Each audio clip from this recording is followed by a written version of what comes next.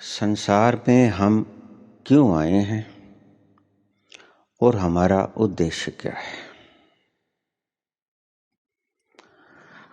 बहुत से धर्म अपनी अपनी व्याख्याएं किया करते हैं। हम संसार में क्यों आए हैं? संसार भोगने के लिए। ईश्वर ने अगर संसार बनाया है तो वो मूर्ख नहीं, वो पगला नहीं गया है।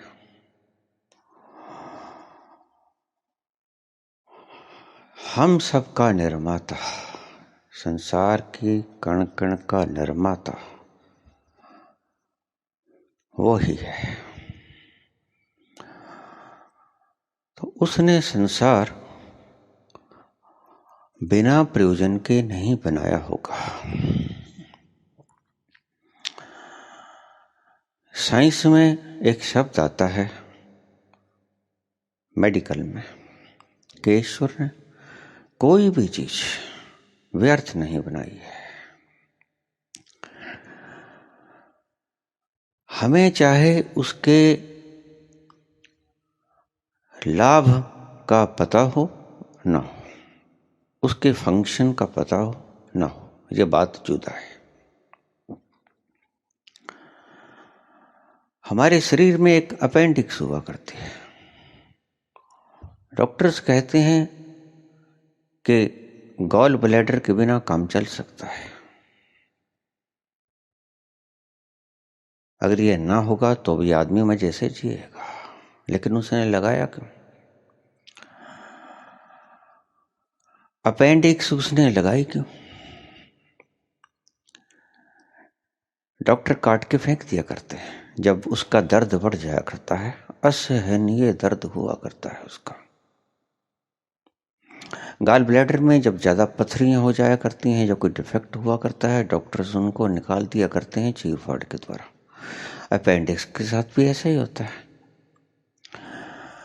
तो कई डॉक्टर मुझसे पूछ लेते हैं कि इसका कारण क्या है। मैंने कहा देखिए, इसका कारण चाहे आपको आज पता हो ना हो, लेकिन निश्चित रूप से जब आप इसको निकाल दिया करते हो तो कुछ न कुछ कमी आपके शरीर में हो जाया करती है, आपको पता चले न चले। कारण अवश्य हुआ करता है, कारण के बिना कार्य हुआ ही नहीं करता। तो उसने गॉल ब्लैडर बनाया, उसका भी कोई उद्देश्य है। और उसने अपेंडिक्स लगाई, उसका भी कोई उद्देश्य है। हालांकि आपको पता नहीं चला, बहुत सी बातें आपको आज से 200 साल पहले नहीं पता था। जब आप हवन यज्ञ किया करते थे, इंद्र देवता से प्रार्थना किया करते थे, सूखा पड़ जाया करता था, अकाल पड़ जाया करता था, और आप हवन करके इंद्र देवता को मनाया करते थे। वो भी वक्त था जब तूफान आ जाया करता था, 200-300 किलोमीटर की हवाएं चला करती थी, आपके सब साजो सामान उड़ा के ले जाया करती थी, तो आप हाथ जोड़े इंद्र देवता से प्रार्थना किया करते थे, जबकि इंद्र देवता नाम की कोई चीज नहीं।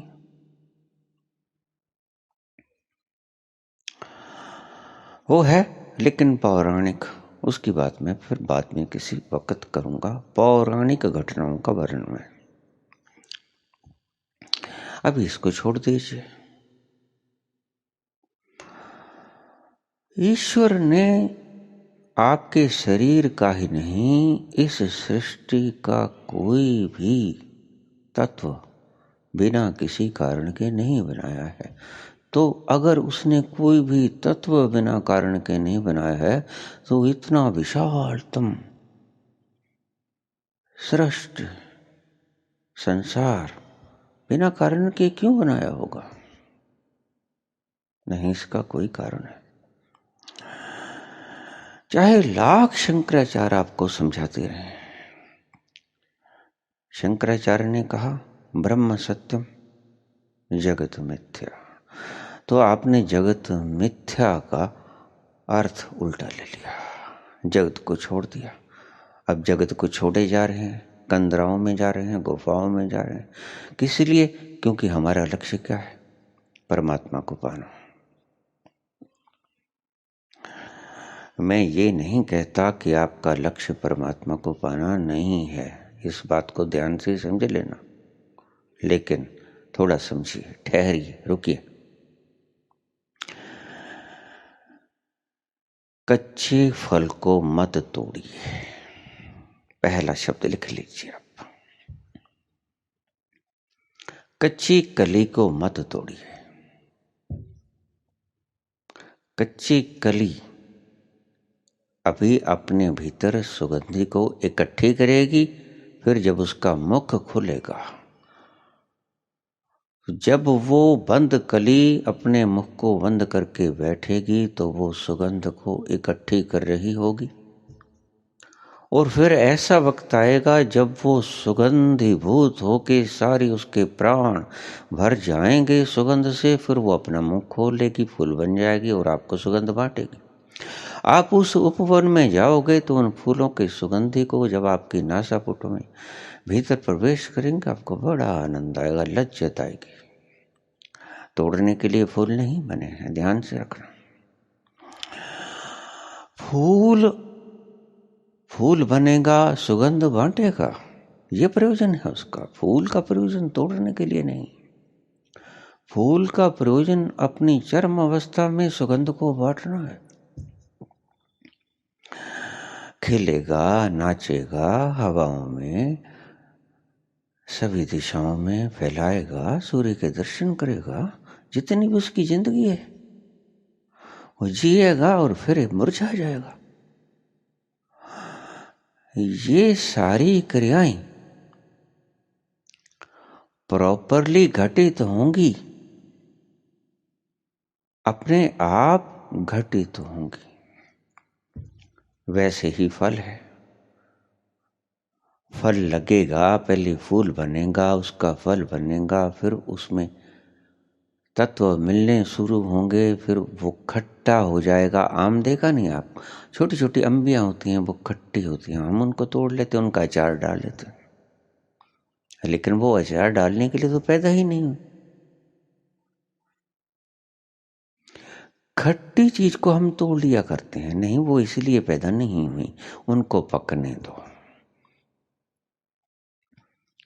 इसलिए कच्चे फल को मत तोड़ो,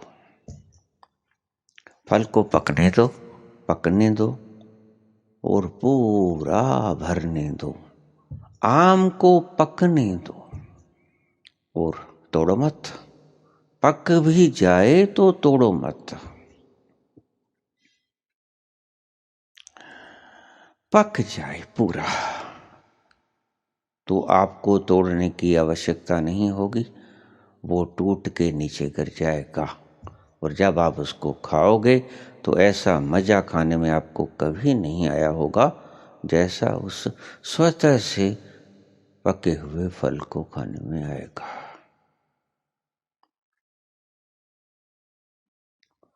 कली और फूल तोड़ने के लिए नहीं बने हैं, अपना जीवन जीने के लिए बने हैं।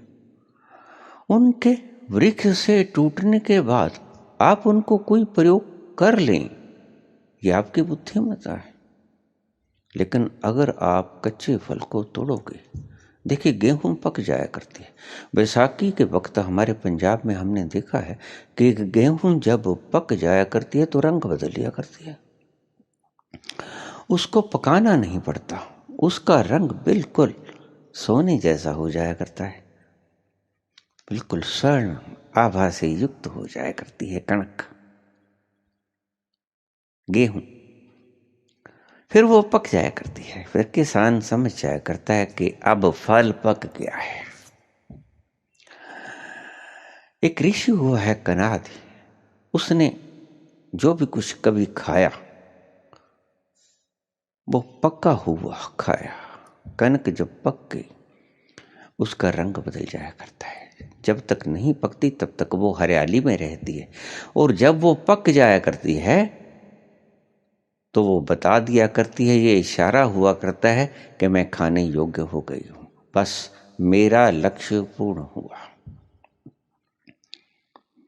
फिर हम किसान लोग उनको तोड़ा करते हैं और उनको तोड़ के हम अपने जीवन को जीने के योग्य बना लिया करते हैं। ये है सही प्रोसेस ऑफ नेचर। सो कली फूल बन के नाचेगी, अपना जीवन जिएगी, उसको जीने दो। सुगंध बांटेगी, निश्चित रूप से बांटेगी, आपको कुछ दे के जाएगी। कली फूल बन के आपको सुगंध बांट के जाएगी और अपना जीवन जीने को वो स्वतंत्र है, उसे जीने दो। अपना जीवन जी के वो अपने आप से मुरझा के गिर जाएगी। फिर अगर आप उसको कोई काम में ले सकते हो तो ले लो। मृत व्यक्ति के शरीर का कोई आप उपयोग कर सकते हो तो कर लीजिए, बड़े मजे से। बहुत से लोग अपना शरीर, अपनी आंखें दान कर दिया करते हैं कि मृत्यु उपरांत शरीर मेरा दान कर दिया जाए, मेरी आंखें दान कर दी जाए।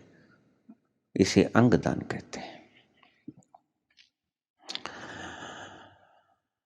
आम अचार बनाने के लिए पैदा नहीं होता। हाँ, आप अचार बनाने के लिए प्रयुक्त कर लिया करते हो, ये बात अलग है, लेकिन वो पैदा इसलिए नहीं हुआ करता। आप भी किसी लिए पैदा हुए हो इस संसार में। ये एक नेचुरल व्यवस्था चल रही है। कॉन्सेंट्रेशन लगातार बढ़ रहा है, आपकी चेतना का विकास हो रहा है।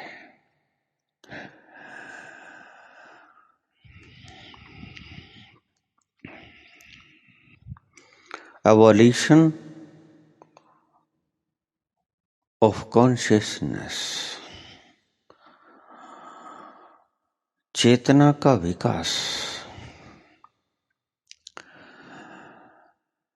चेतना का लगातार विकास हो रहा है। जैसे पेड़ पर लगे फूल, फूल से लगा फल, और फल पहले खट्टा, फिर धीरे धीरे पक्के मीठा, और पके हुए आम को जब आप देखोगे तो उसकी दूर से सुगंधी आपको आकर्षित कर लेगी। लेकिन आप ऐसा नहीं किया करते हैं, ना ही संसार की वस्तुओं के साथ, ना ही मनुष्यत्व के साथ। आप ऐसा करते नहीं, इसीलिए ही मार खाए चले जाते हो। आपको पता ही नहीं कि हम यहां आए किस लिए। मेरे पास बहुत से लोग आ जाते हैं और पूछते हैं कि हम यहां क्यों आए हैं। मैंने कहा आप बताइए, आप यहां क्यों आए? आप आए हैं, बताओ क्यों आए हैं। कहते परमात्मा को पाने के लिए। मैं कहा बिल्कुल ठीक है, पर मुझसे क्या पूछने आए? रटे रटाए तोते, पंडितों ने समझा दिया, धार्मिक गुरुओं ने समझा दिया, संतों ने समझा दिया, प्रवचनकर्ताओं ने समझा दिया, कुछ किताबें पढ़ ली, तो हमारा उद्देश्य क्या है? संसार से मुक्त होना। संसार से मुक्त होना लक्ष्य तो है, लेकिन संसार से मुक्त दो तरीकों से हुआ जा सकता है। संसार से मुक्त उस तरह से भी हुआ जा सकता है जैसे आपने कली को तोड़ लिया। खट्टे आम को तोड़ लिया। और संसार से मुक्त उस तरह से भी हुआ जा सकता है जैसे कली फूल बन गई, फूल बन के सुगंधी बांटी और सुगंधी बन के मुरझा गई, मर गई और गिर गई, और फल लगा। पहले फूल लगा, फल खट्टा था, फल मीठा हुआ, आम पक के उसकी रस उसकी बाहर की छाल से गिरने लगी, टपकने लगी। आप देखना, पका हुआ फल, पका हुआ आम, उसकी खुशबू ही अलग होगी। जब आप उसके पास जाओगे तो उसकी स्मेल दूर से ही आपको खींच लेगी। उसका आनंद ही कुछ और होता है। बस वो ही आनंद के लिए आप पैदा हुए हो। लेकिन आज क्या हो रहा है? आज हो रही है इमिटेशन, भ्रम फैलाया जा रहा है। क्योंकि ये भ्रम फैलाएगा कौन? वो ही जो खुद भ्रमित होगा।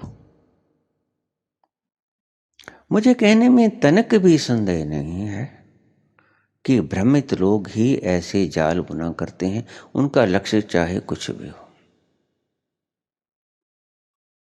मुझे भी पता है उनका लक्ष्य क्या है, और जो कर रहे हैं उन्हें भी पता है कि वो क्यों कर रहे हैं।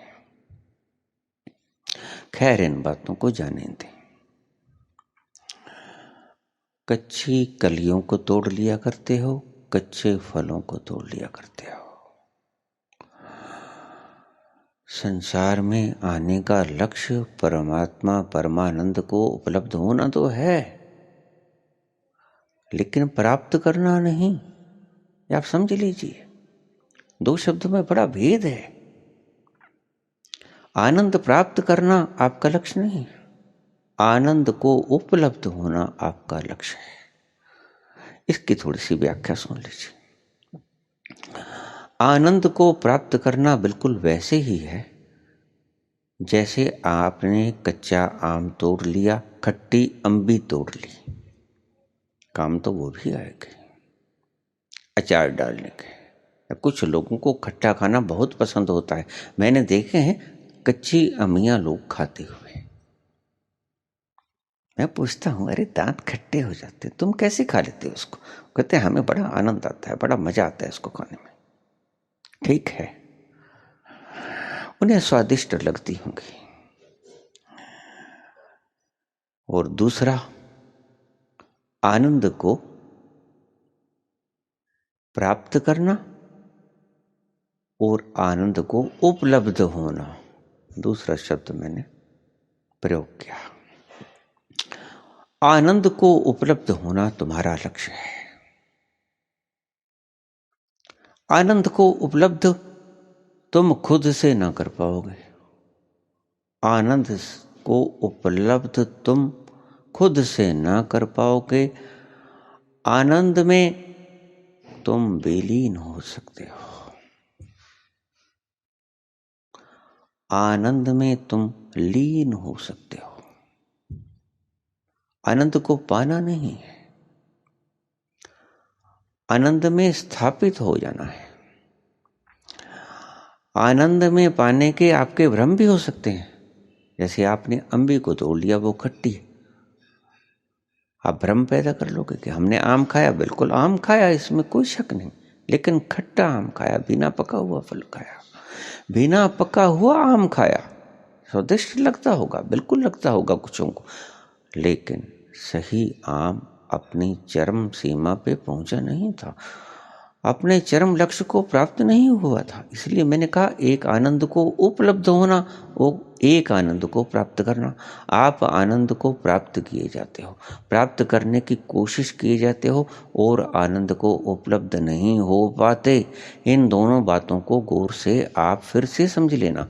आप आनंद को प्राप्त करने की कोशिश में लगे रहते हो, आनंद को उपलब्ध नहीं हो पाते। इसलिए हमारा लक्ष्य क्या है? आनंद को उपलब्ध हो जाना।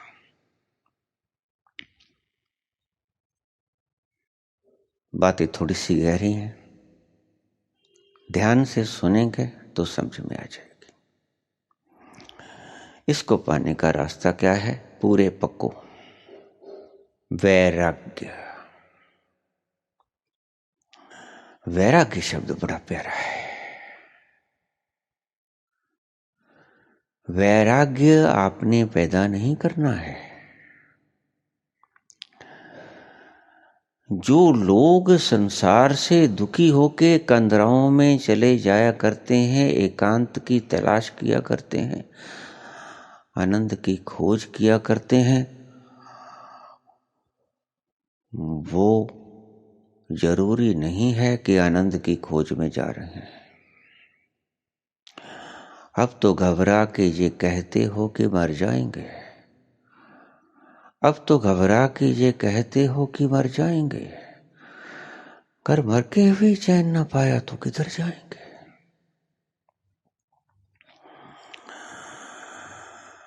लेकिन फिर वो वापस आ जाया करते हैं। आनंद की तलाश में जाया तो करते हैं, लेकिन उसका कारण क्या है?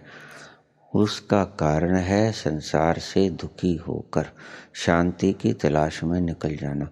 और शांति की तलाश आनंद की तलाश नहीं है। इस बात को आप गौर से समझ लें। इन बातों में बहुत भरमाया गया है आपको। यही बारीक बातें आपको उलझाई चली जाती हैं। सदा से आप इन बातों के अंदर उलझे हुए हो। शांति की तलाश, आनंद की तलाश नहीं। आनंद की परछाई की तरह शांति खुद ब खुद आ जाया करती है। आपको शांति को पैदा करने की तो आवश्यकता ही नहीं है। इसलिए शांति की तलाश में कभी मत निकलना, वो मूर्खता होगी। वो तो वो ही खट्टे फल होंगे जो आप बिना पके हुए फल को तोड़ के खा लोगे। उसमें उतना मजा नहीं होगा। और वो उस फल का भी चरम लक्षण था, और आपको भी उसमें आनंद नहीं आएगा खाने में।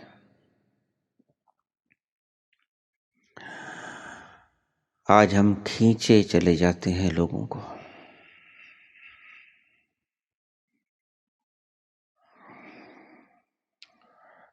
मैंने अपनी एनलाइटमेंट के बाद मैं अक्सर बस खोया खोया सा आप में मस्त, जिसे कह देते हैं, रहा करता था। क्योंकि किसको फिक्र पड़ी है? जब आपको रसाधार आनंद की घेरे रहती है चारों तरफ, हर वक्त, हर पल और घड़ी, तो आपको किसी की फिक्र नहीं रहती। आप उस आनंद को पीने में तन्मय रहते हो। आपने कभी देखा, जब आप भोजन करते हो तो भोजन को बड़े आनंद से जब करते हो, आपका ध्यान किसी तरफ नहीं रहता, सिर्फ भोजन को खाने में रहता है। अगर वो बहुत स्वादिष्ट हो तो।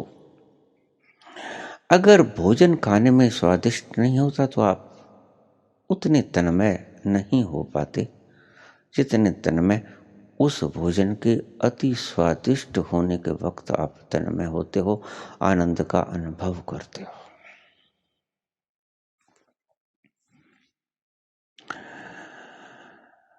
लक्ष्य है शांति को पाना नहीं, आनंद को उपलब्ध हो जाना। आनंद को पाना भी नहीं, आनंद को उपलब्ध हो जाना। क्योंकि आनंद को पाने शब्द में फिर उलझन पड़ेगी। फिर जैसे आप शांति की तलाश कर रहे हो और कोई शांतिनाथ अपनी शांति भंग करवा लिया करता है किसी के पास जाके, ऐसे ही तुम आनंद भी कल को खोने को हो। वो आनंद तुम्हें एक बार तो लगेगा मिल गया, संभोग के क्षणों में भी तुम्हें लगता है। राजगद्दी पे बैठते हो तब भी आपको लगता है। किसी मनचाही मनोवांछित वस्तु को प्राप्त कर लेते हो तब भी आपको लगता है मनोवांछित आप सिंहासन पर बैठ जाया करते हो, तब भी आपको लगता है। जब आपकी मन की इच्छाएं पूर्ण हो जाया करती हैं तब भी आपको लगता है कि आनंद मिल गया। लेकिन मिला नहीं करता, मिला करता है क्षणिक। उसको मैं कहता हूं आनंद को पा लेना। ध्यान से मेरी इस जो मैं डेफिनेशन कर रहा हूं उसको ध्यान से समझ लेना। आप आनंद को पा लेते हो, आनंद को उपलब्ध नहीं होते। आनंद को पा लेना और आनंद को उपलब्ध हो जाना, ये दोनों बिल्कुल अलग अलग बातें हैं। और शांति को पाने की तो चेष्टा है कभी मत करना। शांति तो खुद से पैदा होगी। शांति कोई पॉजिटिव चीज नहीं है, शांति नेगेटिव चीज है। शांति ठोस वस्तुओं से पैदा हुई परछाई है। आनंद ठोस है, आनंद के ठोसत्व का परछाई है शांति। वो खुद से आ जाएगी, उसकी फिक्र भी ना करना, बिल्कुल ही फिक्र मत करना।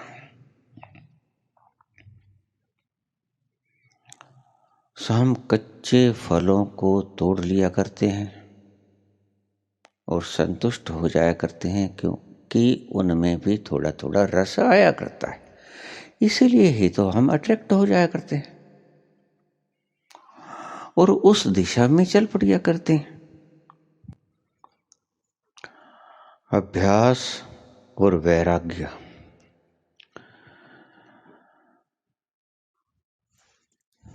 जो वैराग्य अभ्यास से पैदा होता हो वो नकली है,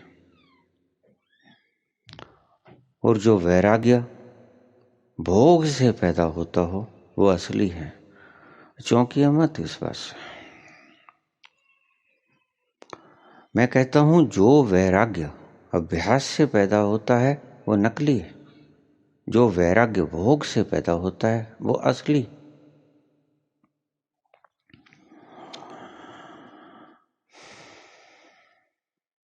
हर कदम पे उन्हें मुड़ के देखा, उनकी महफिल से हम उठ तो आए। हर कदम पे उन्हें मुड़ के देखा, उनकी महफिल से हम उठ तो आए। अभ्यास से जो वैराग्य पैदा होगा, वैराग्य बड़ी कीमती चीज है। सिर्फ एकमात्र सूत्र है आपको आनंद को उपलब्ध होने का, एकमात्र सूत्र बोल रहा हूं मैं। वैराग्य तक पहुंच के आप आगे आनंद को उपलब्ध हो सकते हो।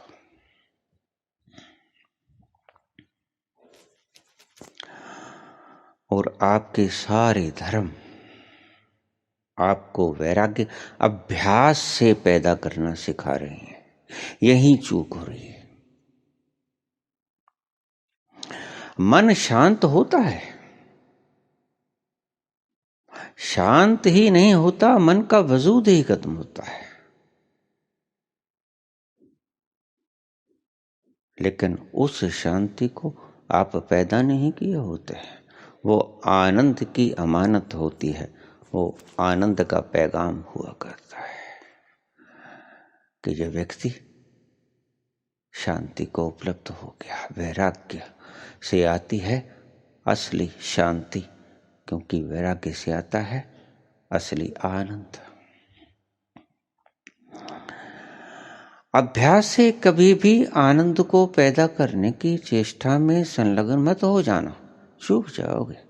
वो नकली होगा, फिर से फिर वापस आएगा। उनकी महफिल से हम उठ तो आए। हर कदम पे उन्हें मुड़ के देखा, फिर आपको दूसरी राहें तलाशनी होंगी, क्योंकि वो निकलेगा नकली, वो आपको तृप्ति ना दे पाएगा। और वो वैराग्य ही क्या जो आपको तृप्ति ना दे पाए। आप अभ्यास से वैराग्य करने की कोशिशों में संलग्न हो। सारे धर्म अभ्यास से वैराग्य तक पहुंचने की प्रयासों में जुटे हुए हो। और अभ्यास से जो वैराग्य होगा, मैं कहता हूं कि वो नकली है।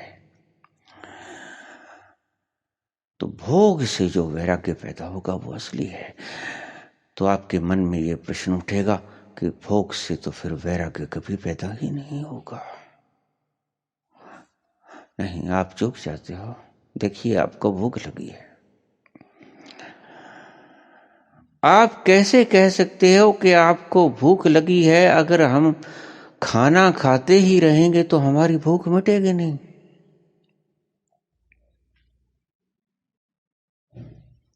आपको भूख लगी है, आप भोजन कर रहे हो। आपको पता है भोजन करने को भोग कहते हैं। हम जब भगवान को भोग लगाते हैं वो भोजन होता है ना।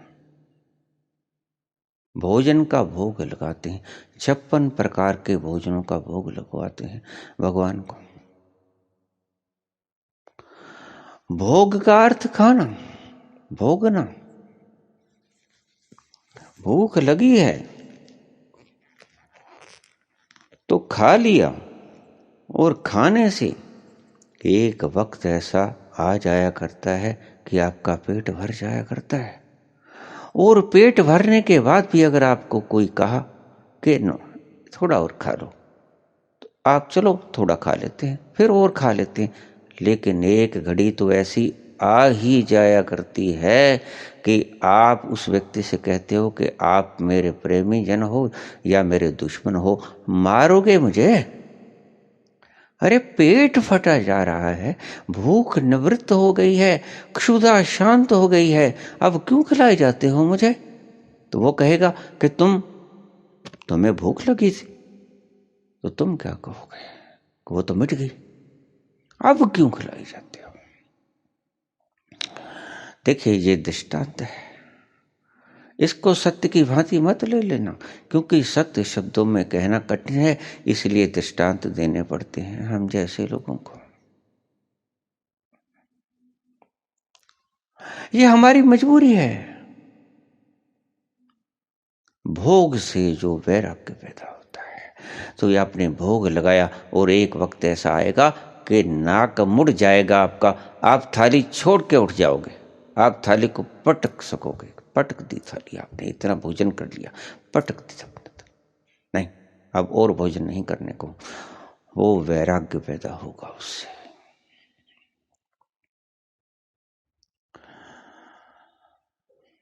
वैराग्य पैदा हुआ और फिर उसके बाद होगा अभ्यास। अभ्यास से वैराग्य नहीं पैदा करना है, वैराग्य से अभ्यास में जाना है। बिल्कुल ठीक कहा मनुष्यों ने, अभ्यास और वैराग्य के बिना बात नहीं बनेगी। लेकिन आप अभ्यास से वैराग्य करने चले हो,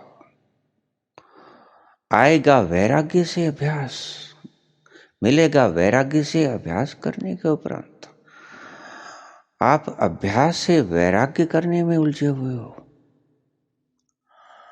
यहीं आप चूक जाते हो। मुझे कहते हैं कि फिर आप अगर भोग में उलझ गए तो भोग तो अपरिसीम है, वो तो कभी मिटेंगे नहीं। नहीं मिटेंगे, क्यों नहीं मिटेंगे? मिटते हैं। भोग जिस चीज के लिए है उसको भोगने के बाद मिटते हैं। कब तक आप अतृप्त रह पाओगे? तृप्ति पूर्ण होती है, अतृप्ति टूटती है, क्षुधा शांत होती है, आप तृप्त होते हैं, आप सच्चे वैराग्य को उपलब्ध होते हो। बुद्ध उपलब्ध नहीं हो गए। बुद्ध ऐसे ही उपलब्ध नहीं हो गए, आपको पता ही नहीं कि बुद्ध ने भागने से पहले क्या किया। बुद्ध भागे ये तो आपने देखा आपको, लेकिन बुद्ध क्यों भागे? सब कुछ होते हुए भी क्यों भागे? जिन चीजों के लिए आप लालायित हो, रात रात भर जागते हो, आपकी नींदें कुर्बान कर देते हो जिन चीजों के लिए, उनको छोड़ के भागे। आपके लिए वो चीजें साध्य हैं, लेकिन उसके पास वो चीजें हैं और उनको छोड़ के भाग रहा है। इसका अर्थ क्या है कि उन भोगों से उन्हें नहीं मिल सका है जिस चीज की उन्हें तलाश है, लेकिन उन्होंने भोगा। आपको तो यह कह दिया जाता है कि राजा ने एक स्त्री को भोगा, बुद्ध ने यशोधरा को भोगा। आपको क्या पता? उसने इतना परम अवस्था में भोगा कि भोग से भागने को दिल किया कि भागो। खाने की थाली पटक के फेंक दी कि भागो, और वो चोर की तरह अपना माल धन जिसे आप गिनते हो उसको छोड़ के भागे कि भागो यहां से, ये धन नहीं है। उनको त्याग दिया, त्याग आया। आप त्याग पैदा करते हो। मजबूरी में। दीक्षा दे दिए, समर्पण करवा लिया, समर्पण हुआ नहीं। आपको पता है, अगर सचमुच समर्पण हो जाए तो उसके आगे आपको कुछ नहीं करना होता। सर्वधर्मान् परित्यज्य मामेकं शरणं व्रज।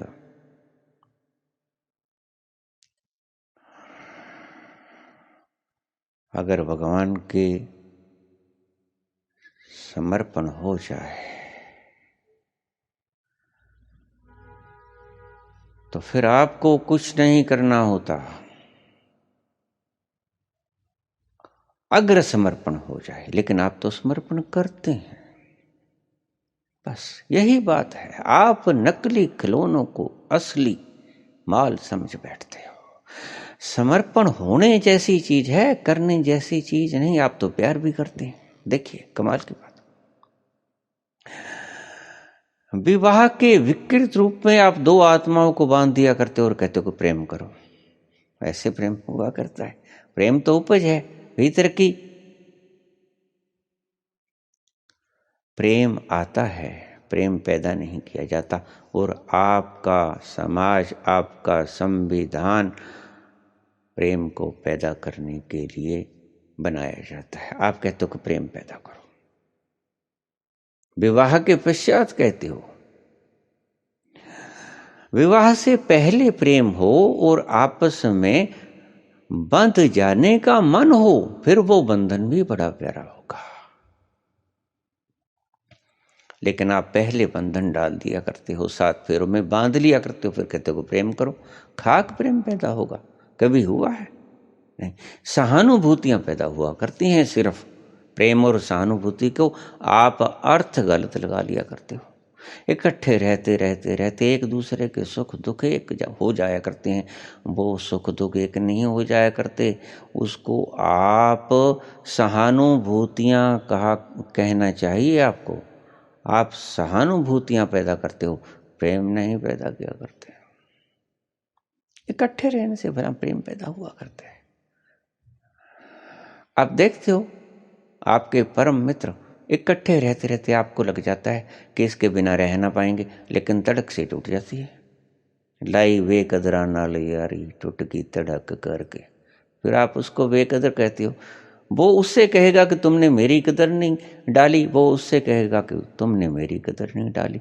यही सब कुछ फेसबुक के आप ऊपर चले जाओ, सभी के यही कमेंट्स मिलेंगे। सभी कहेंगे मैं ठीक, मैंने धोखा खाया, विश्वास किया तो धोखा खाया। अरे भाई, विश्वास ही क्यों किया? प्रेम से विश्वास पैदा हुआ करता है। आप विश्वास से पैदा करना चाहते हो, प्रेम कभी नहीं होगा। प्रेम गहरा विश्वास पैदा कर दिया करता है। प्रेम विश्वास कोई पैदा करने वाली चीज है? प्रेम कोई करने वाली चीज है? प्रेम होने वाली चीज है। प्रेम इतनी विशाल विराट घटना है जो पैदा हुआ करती है। वो तुम्हारे हाथ की कठपुतली नहीं है, तुम्हारे हाथ की बनाई हुई कोई चीज नहीं है। प्रेम पैदा हुआ करता है, प्रेम किया नहीं जा सकता, प्रेम हुआ करता है। और जिन्होंने प्रेम किया उन्होंने प्रभु पाया। जिन प्रेम कियो तिन प्रभु पायो, वो सच्चे प्रेम की बात किया करते हैं। प्रेम पैदा हुआ और शब्दों की सिर्फ हेर फेर है, उलट पुलट है। प्रेम करने जैसी कोई चीज नहीं, प्रेम पैदा होने जैसी चीज है। आपने कभी प्रेम पैदा हुआ हो तो आपको पता होगा, प्रेम बड़ी स्वादिष्ट है, लेकिन प्रेम में स्वाद चख के ही पता लगा करता है। और प्रेम आप नकली पैदा कर लिया करते हो, प्रेम नकली पैदा कर लिया करते हो। सहानुभूतियों को आप प्रेम कहा करते हो, सहानुभूति कभी प्रेम नहीं हुआ करती। प्रेम से सहानुभूति पैदा हुआ करती है, प्रेम से विश्वास पैदा हुआ करते हैं, और वो न टूटने वाले विश्वास पैदा हुआ करते हैं।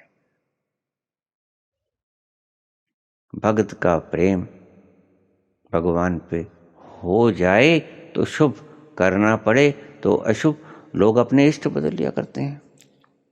एक व्यक्ति हनुमान जी की पूजा किया करते थे, 2 वर्ष बाद मेरे को मिले। मैंने कहा ये क्या? अब बम बम भोले। कहते हाँ मैंने इष्ट बदल लिया है। इष्ट भी बदल लिया करते हैं। और फिर कल को शंकर जी से भी जब कुछ नहीं मिलेगा, जब आपकी वासनाओं को पूरी करने में कोई गुरु, कोई इष्ट, कोई भी देवता असमर्थ हो जाया करता है, तो आप उसको बदल लिया करते हो। आपकी बस चले तो आप घर वालियां और घर वाले भी बदल लिया करते हो। आपका क्या है? ये आपकी मन की व्यवस्थाएं हैं सिर्फ, ये असलियतें नहीं है।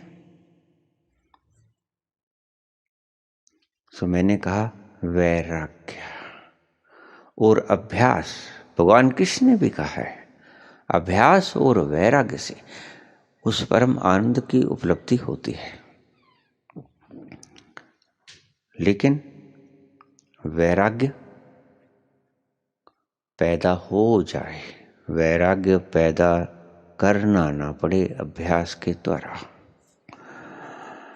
फिर उससे बाद जब वैराग्य पैदा हो जाया करता है तो उसके बाद की घटना है आनंद को उपलब्ध। सो मैंने कहा कि संसार ईश्वर ने पागलपन के कारण नहीं बनाया है। कई व्यक्ति मुझसे कह देते हैं कि ये तो आपकी परीक्षा करने के लिए बनाया है, कि देखो आप भगवान में उलझते हो कि संसार में उलझते हो।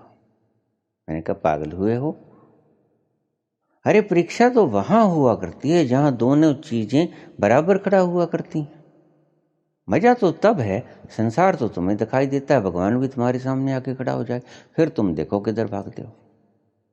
भगवान तो अदृश्य है, संसार दृश्य है, तो तुम संसार में ही उलझोगे। भगवान का तो पता ही नहीं। आधी दुनिया आज मानती ही नहीं क्योंकि देखा नहीं।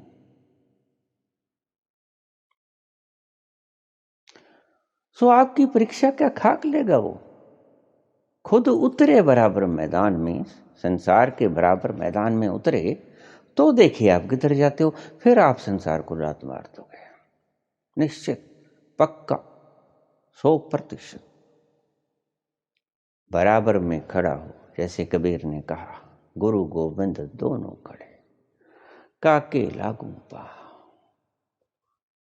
बलिहारी गुरु अपने, जिन गोविंदियो मिला। दोनों बराबर पैरेलल खड़े, फिर गुरु के चरण पकड़ ली कि आपके बिना गोविंद मिल नहीं सकते थे, इसलिए गुरु के चरणों में शीश नवा दिया कि धन्य हो प्रभु, मैं कृत कृत भयो, अब मैं अब कृत कृत हो गया हूं। आपकी कृपा के कारण गोविंद आज मेरे सामने खड़े हैं। और इतनी महाशक्ति, विराट शक्ति आपका इम्तिहान ले और आप इम्तिहान में पास हो जाओ, ये मुमकिन है भी? कतई मुमकिन नहीं हो सकता। ईश्वर आपकी परीक्षा लेने पे अगर आ जाएं और आप उन परीक्षाओं को पास कर जाओ, ये संभव है मूर्खों? क्यों इन पागलपन में उलझे हुए हो? ईश्वर परीक्षा लिया करते हैं, धैर्य की परीक्षा लिया करते हैं। ईश्वर जैसी महाविराट शक्ति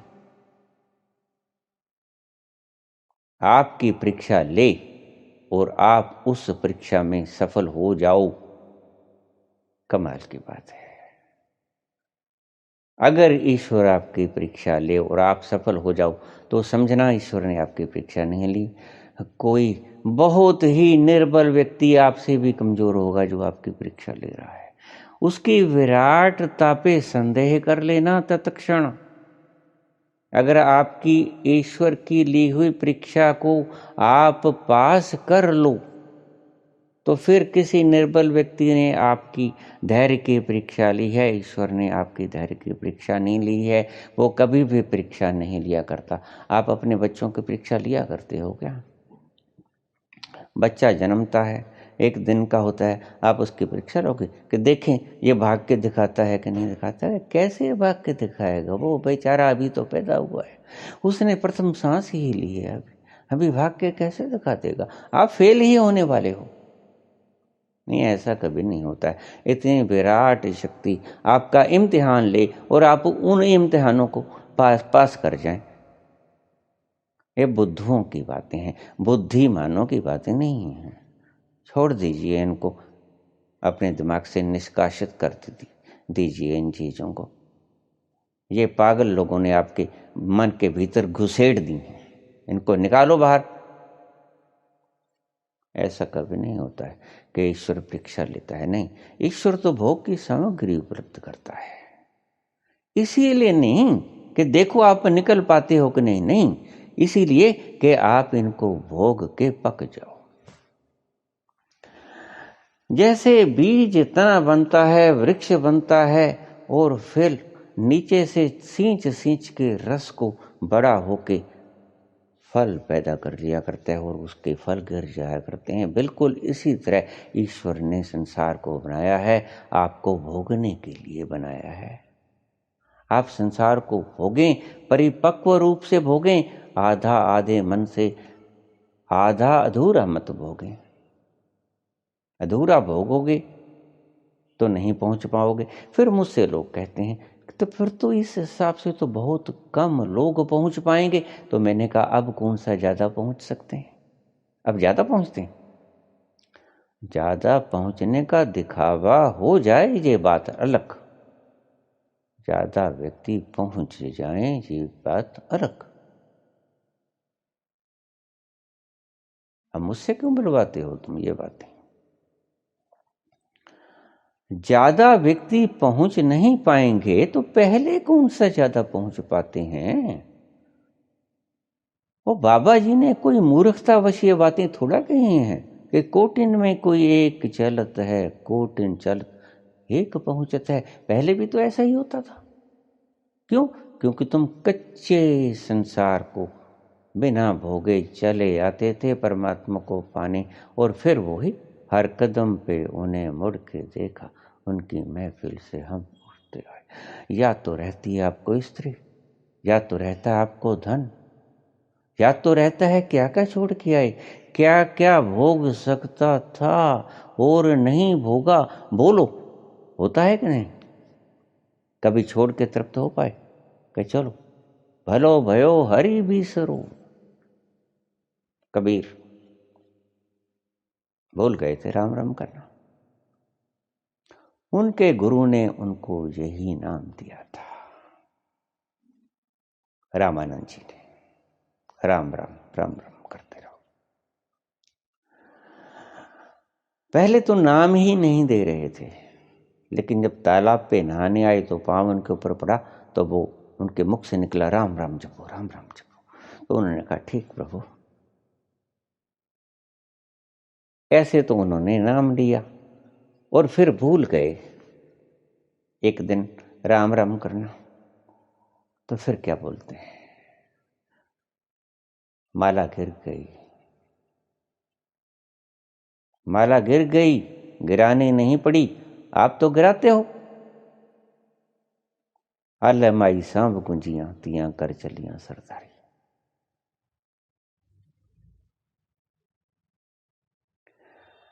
आप तो फेंकते हो चाबियों को, फिक जाएं।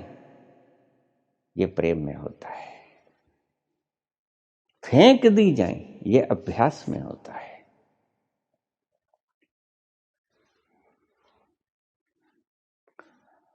तो राम राम जप रहे थे, माला गिर गई।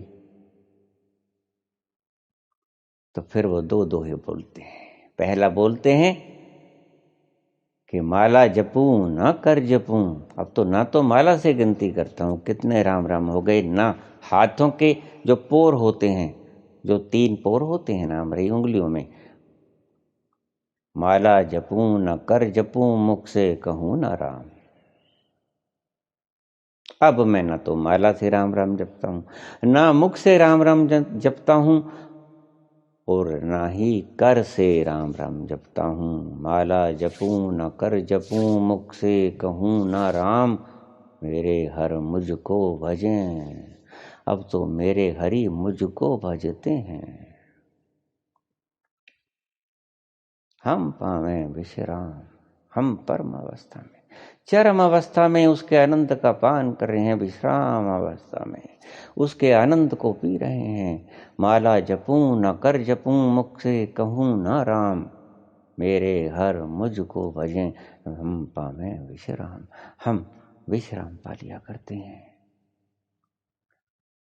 तुम अभी हरि के पीछे पीछे दौड़ते हो, छल कपट का हृदय में प्रवेश लिए हरि के पीछे पीछे भरते हो। और कबीर क्या कहते हैं? कबीरा मन निर्मल भयो, ज्यों गंगा को नीर। तब तो गंगा पवित्र हुआ करती थी जब कबीर ने ये शब्द कहे। आज तो राम तेरी गंगा मैली हो गई, पापियों के पाप धोते धोते। कबीर क्या कहते हैं? कबीरा मन निर्मल भयो, ज्यों गंगा को नीर। पाछे पाछे हरि फिरें, कहत कबीर कबीर। अब तो पीछे पीछे हरि फिरते हैं, कहते हैं कबीर सुनो मेरी बात, और तुम हरि के पीछे भागते हो। देखिए कितना फर्क पड़ गया बात को। अभ्यास और वैराग्य में उतना ही फर्क है। अभ्यास के द्वारा आया हुआ वैराग्य और भोग के द्वारा आया हुआ वैराग्य, अनुभव के द्वारा आया हुआ वैराग्य, इन दोनों में बहुत फर्क है। वही फर्क इसमें है।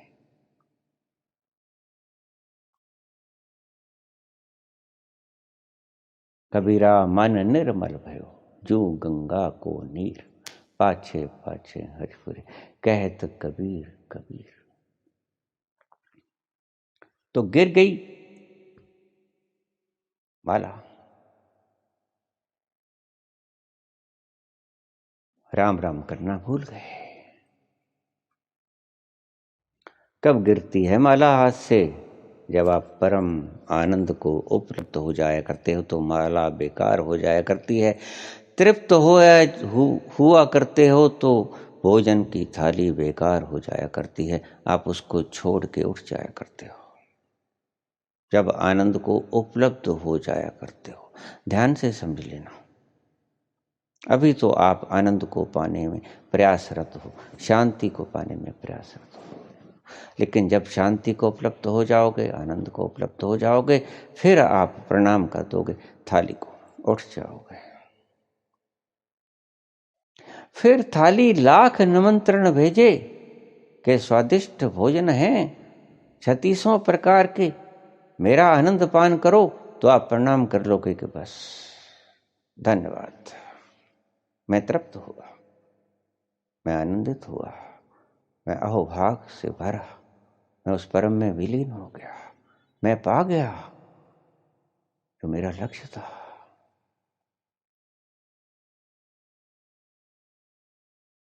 लोग पूछ लेते हैं कि व्यक्ति का लक्ष्य क्या है? लक्ष्य तो आनंद को उपलब्ध होना ही है, लक्ष्य तो आनंद को पाना ही है। लेकिन आप पाते कैसे हो? ये समझा रहा था आपको बात। आप कच्चे फल तोड़ लिया करते हो, कभी नहीं पकेंगे। ना तो इसमें फल भी अधूरा रह जाता है पकने से, और आप भी अधूरे रह जाते हो चखने से।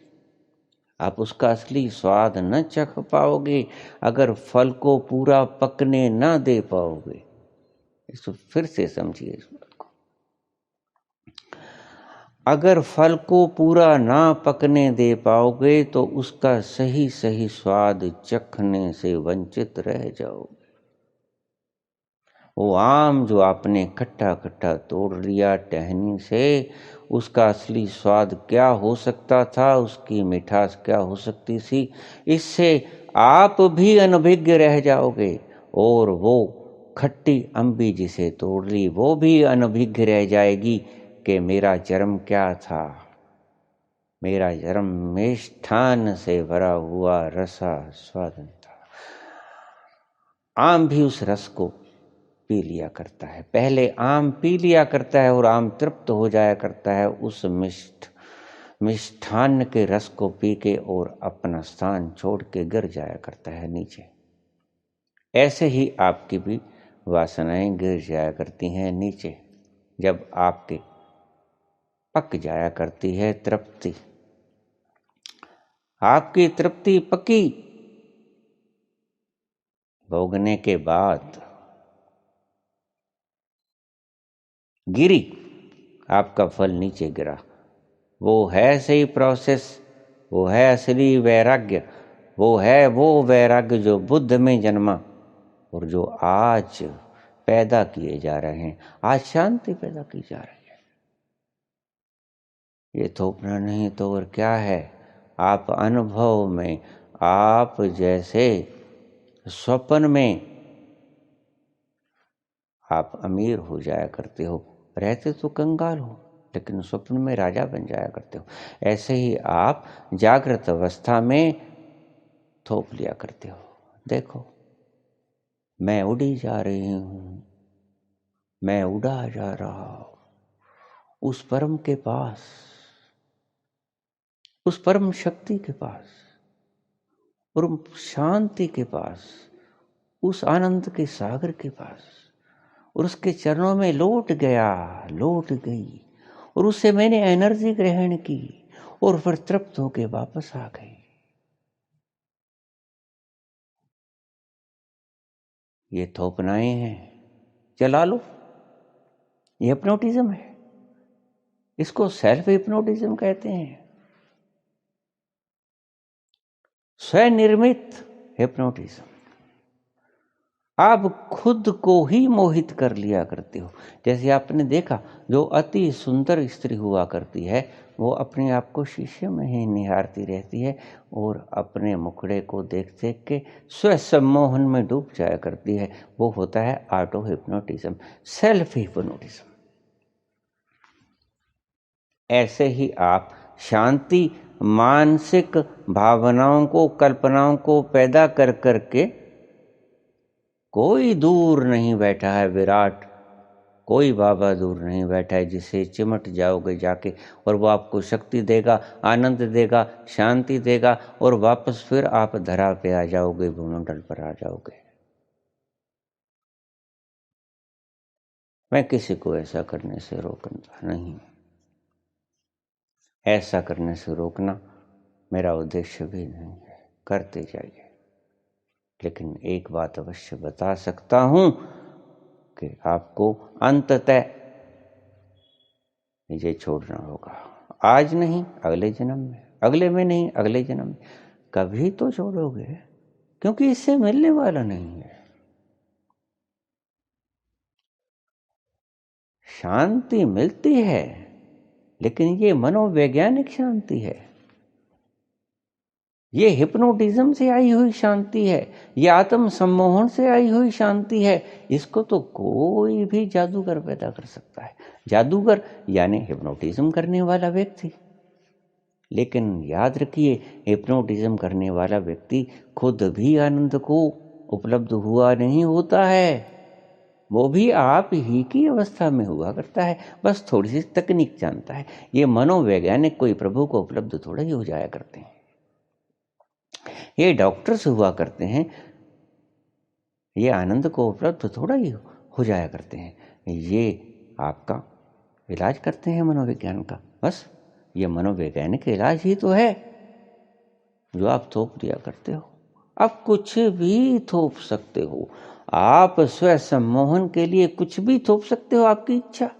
प्रभु ने आपको आज़ाद बनाया है, आपकी आज़ादी वो छीनने को नहीं है, आप जिधर चाहे जा सकते हो। लेकिन मैंने अपने मूल प्रसंग से फिर आपको शुरू करूं कि ईश्वर ने ये संसार बनाया है भोगने के लिए, और आप कच्ची कलियों को तोड़ के उन्हें वैराग्य सिखाने जा रहे हो। नहीं आएगा वैराग्य, नहीं आएगा वैराग्य, मर जाओगे वैराग्य को साधते साधते। वैराग्य नहीं आएगा, नहीं आएगा, नहीं आएगा। वैराग्य आता है बुद्ध के भोगों से। बुद्ध भी अगर ना भोगते तो वैराग्य ना आता। उन्होंने वैराग्य को साधा नहीं अभ्यास के द्वारा, उन्होंने शांति को साधा नहीं अभ्यास के द्वारा, उन्होंने वैराग्य से आनंद में प्रवेश किया, उनको आनंद उपलब्ध हुआ और साथ ही शांति मिल गई। महावीर ने वैराग्य को साधा नहीं। महावीर को वैराग्य हो गया। बड़े शांत स्वभाव के, निर्मल चित्त के व्यक्ति थे। अपने पिता से पूछा, पिताजी मेरा मन नहीं लगता है संसार में, मैं चला जाऊं? पिता बोले, खबरदार ऐसी बातें फिर से मत करना जब तक मैं जिंदा हूं। चुप रह गए। पिता मरे, पिता के शरीर को अग्नि देके आ ही रहे थे वापस।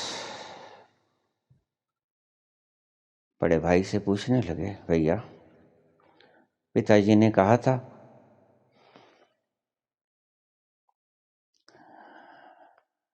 कि मेरे जीते जी गृह त्याग का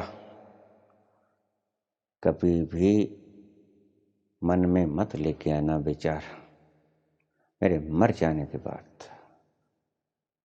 अब पिताजी विदा हो गए हैं, क्या मैं चला जाऊं गृह त्याग करके? भाई कहने लगे, खबरदार मेरे जीते जी ये बात मेरे से मत करना। यहां क्या कमी है तुम्हें, तुम जैसा चाहे करो। महावीर चुप हो गए। वर्धमान था उनका नाम। महावीर तो उनका एक उपाधि दी गई उन्हें। वर्धमान चुप हो गए और वर्धमान जैसे रहने लगे तो भाई ने सोचा कि क्यों इसको तंग करना है, ये रुके से रुकेगा नहीं। उसको समझ में आ गया कि इसके भीतर सच्चा वैराग्य पैदा हो गया है। वर्धमान के पास गए और कहने लगे, आप छोटे भैया जा सकते हैं, क्योंकि अब तो आपका होना ना होना यहाँ भी बराबर है, हुए कि ना हुए बराबर है, फिर आप कहीं भी जा सकते हैं। मेरी तरफ से सब बाधाएं खत्म, आप चाहें यहाँ रह सकते हैं, चाहें तो जा सकते हैं। और महावीर ने उसी दिन गृह त्याग कर दिया। सच्चा वैराग्य पैदा हो गया। आपको पता है 24 के 24 तीर्थंकर जैन धर्म के सभी राजा हुए हैं। राजा का अर्थ जिसके पास प्रचुर मात्रा में भोग हैं।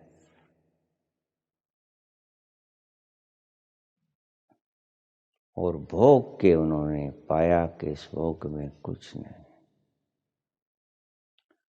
वैराग्य आना चाहिए, वैराग्य के बिना बात तो नहीं बनेगी, लेकिन अभ्यास से नहीं आना चाहिए, वैराग्य अनुभव से आना चाहिए। नहीं है इसमें कुछ। लाख फकीर कहता रहे कि काजू बादाम में कुछ नहीं है, हमने त्याग दिया है, लेकिन मिला हो तभी त्यागोगे ना, खाओगे तभी त्यागोगे ना। जब खाने को मिले नहीं तो त्यागे ही हुए हैं, ऑलरेडी ही त्यागे हुए हैं जब खाने को ही नहीं। तो आप लाख अपने मन को समझाओ कि कुछ नहीं पड़ा है, लेकिन कुछ तो पड़ा है। जो अभी भोग के अनुभव नहीं किया वो तो पड़ा है।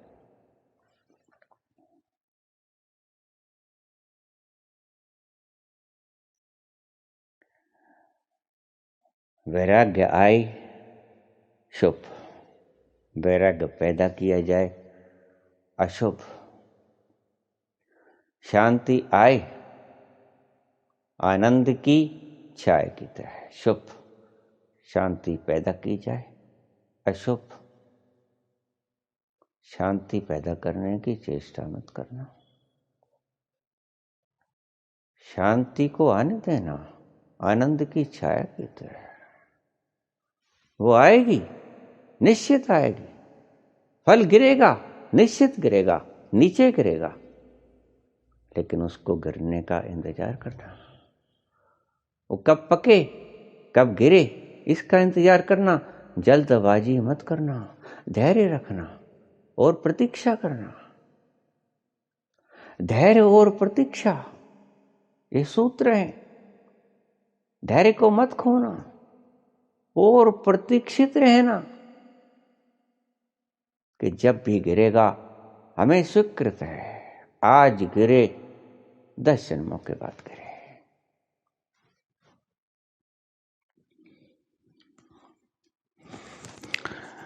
तो आपने पूछा कि हम यहाँ क्यों आए हैं।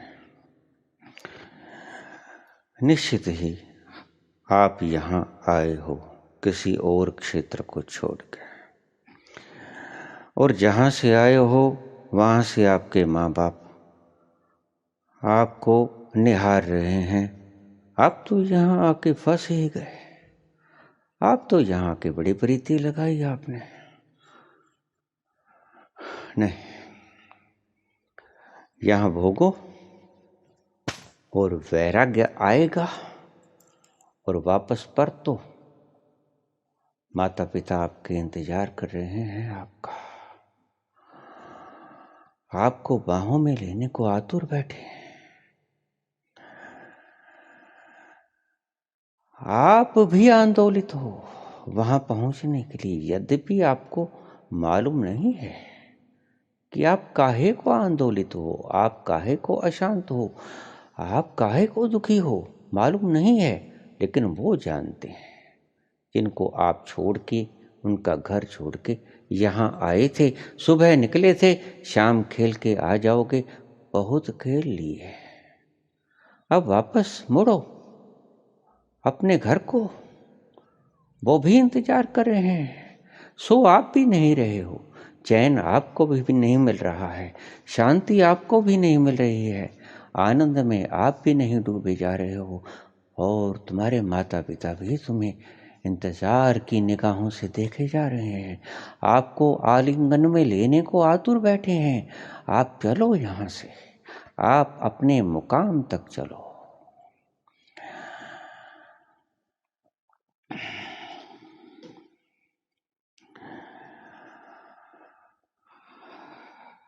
आज मिलने की खुशी में सिर्फ मैं जागा नहीं,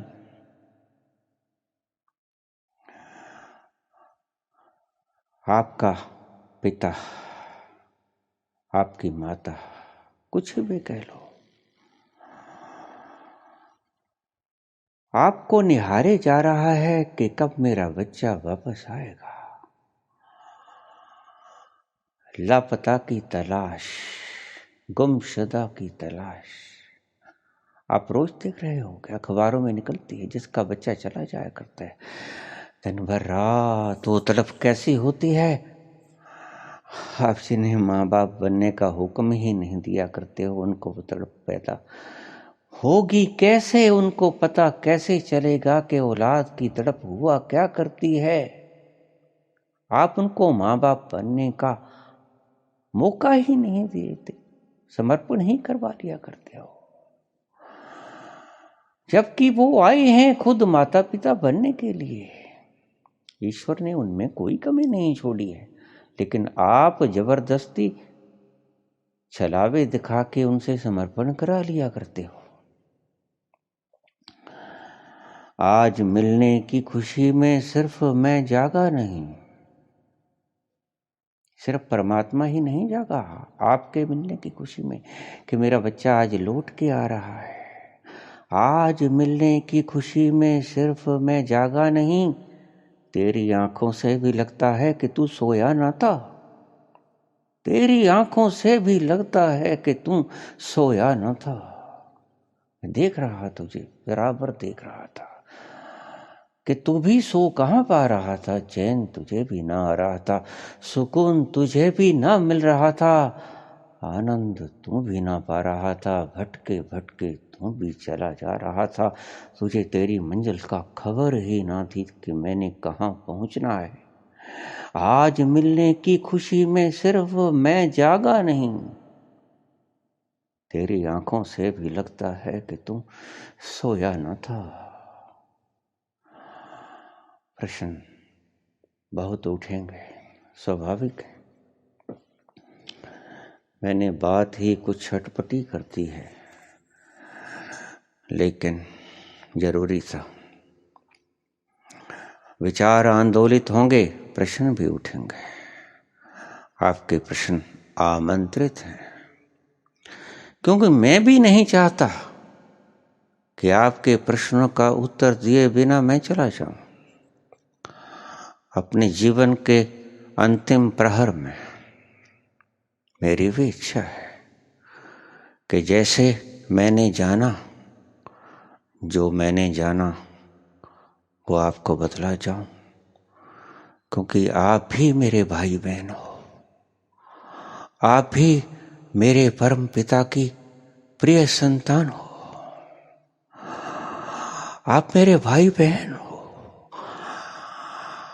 मैं अपना अनुभव आपको सुना जाऊं, आपको जगा जाऊं कि आप हैं कौन, ताकि आप भी उस राह पे चल सको और उस अमृत का पान कर सको, उस आनंद का पान कर सको जो मैंने पिया है। आपके प्रश्न आमंत्रित हैं, निश्चित ही आपके विचार आंदोलित होंगे, और मैं भी चाहता हूं कि आपको बता के जाऊं। आप भी पूछना अगर चाह रहे हो तो आप आमंत्रित हैं। मेरी तरफ से कोई बंदिश नहीं। आज मिलने की खुशी में सिर्फ मैं जागा नहीं, तेरी आंखों से भी लगता है कि तू सोया न था। धन्यवाद।